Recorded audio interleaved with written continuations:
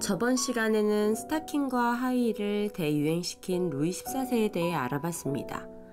여성의 전유물로 생각되었던 스타킹과 하이힐이 사실 루이 14세 자신을 더 광고하고 전제정치를 펼칠 수 있는 수단이었다는 사실에 놀랍습니다. 안녕하세요. 아치 스토리텔러 지아입니다. 오늘 이 편에서는 루이 14세가 어떻게 음악을 자신의 권력 도구로 사용했는지, 그리고 왕의 남자 뮬리는 그의 야망을 돕기 위해 어떤 스타일의 곡들을 작곡했는지에 대해 알아봅니다. 지금부터 이야기 속으로 들어가 보도록 하겠습니다. 루이 14세가 왕위에 갓 오른 어린 시절에 귀족들이 많은 반란을 일으키면서 왕권은 많이 실추되어 있었습니다.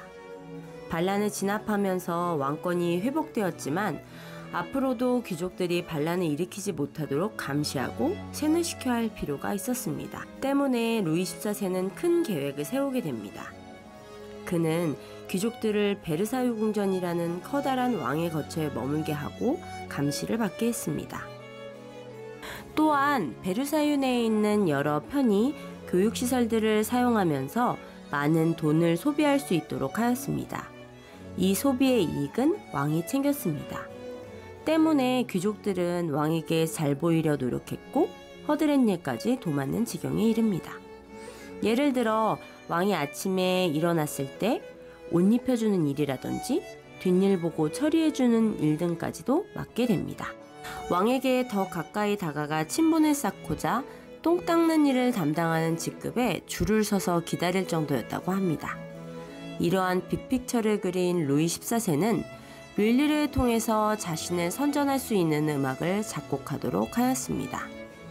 자신을 악의 세력을 물리치는 신적 존재 혹은 영웅으로 묘사하여 선전하였습니다. 이것은 마치 군가나 애국가를 부르게 함으로써 애국심과 단결심을 고취시키는 것과 같은 효과를 보는 것이겠죠. 또한 희극작가 몰리에르와 뮬리의 콜라보를 통해 코미디 발레라는 장르를 만들게 하였습니다. 음악과 발레, 코미디적 요소가 가득한 이 장르는 왕과 귀족들에게 유쾌한 볼거리를 제공하였고 한편 귀족들의 부조리함을 풍자하는 역할도 담당하였습니다. 이렇듯 루이 14세는 단순한 향락과 사치만을 쫓는 왕이 아니라 이것들을 이용해 귀족들을 교묘하게 회유하는 수단으로 사용하였습니다. 그렇다면 왕의 남자 뮬리는 그의 야망을 돕기 위해 어떤 스타일의 곡들을 작곡하였을까요? 우선 그에 대해 알아보도록 하겠습니다. 장 바티스트 뮬리는 1632년 11월 28일 피렌체의 방앗간집 아들로 태어났습니다. 어릴 적 그가 배운 음악 교육에 대해서는 잘 알려진 것이 없었습니다. 그는 샤를 기스 공작의 눈에 띄어 그의 조카 봉팡시의 부인의 이태리어 대화 도우미로 프랑스에 따라가게 됩니다.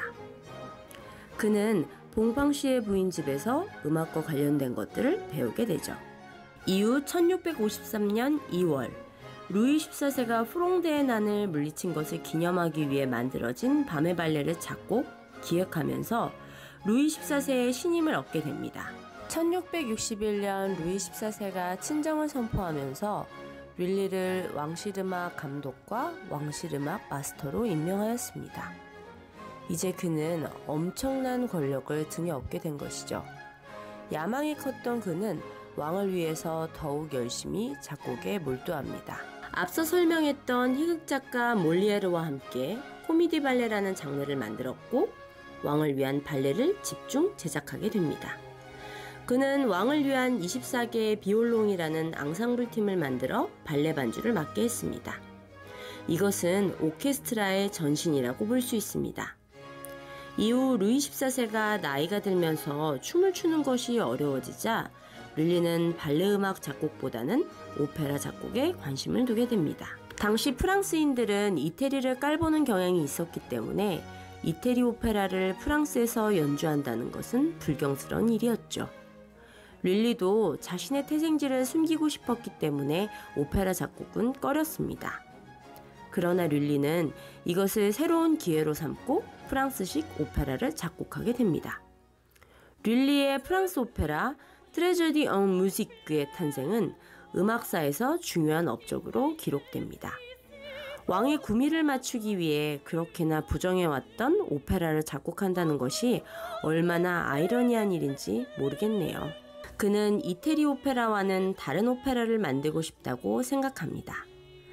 프랑스 서정적 비극은 이태리에서 파리넬리가 부르는 것 같이 기교적인 아리아에만 초점을 맞추는 것이 아니라 볼거리를 위해 발레 첨가, 빵빵한 음향을 위한 합창과 오케스트라 사용, 프랑스어에 맞는 레치타티보를 구분해서 사용하였습니다.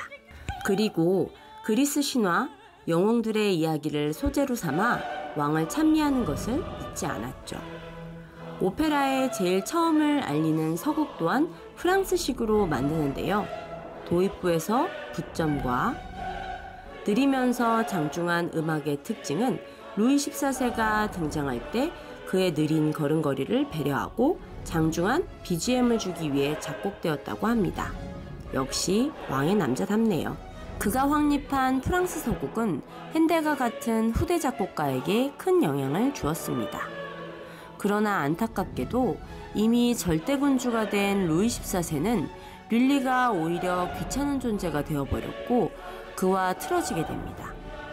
여기에는 그의 방탕한 삶과 카톨릭에서 극렬히 반대하는 동성애 삶도 영향을 주었습니다. 왕의 건강을 축하하는 때대운 공연에서 실수로 자신의 발을 쥐봉으로 찍어버리고 맙니다.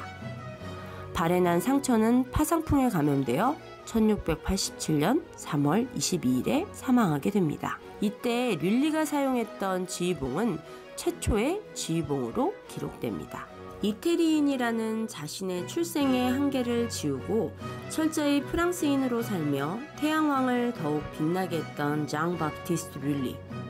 그러나 그는 태양에 더 가까이 다가가려다가 날개가 녹아버린 이카루스처럼 추락하고 말았습니다.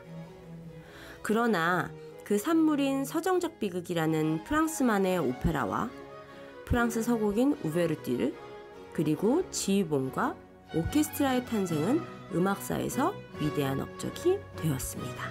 2부에 걸쳐 루이 14세와 왕의 남자 룰리에 대해서 이야기해 보았는데 어떠셨나요?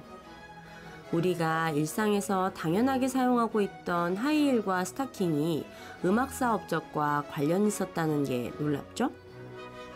다음 시간에는 더 재밌는 이야기로 찾아뵙겠습니다. 구독과 좋아요는 영상 제작에 큰 힘이 됩니다. 감사합니다.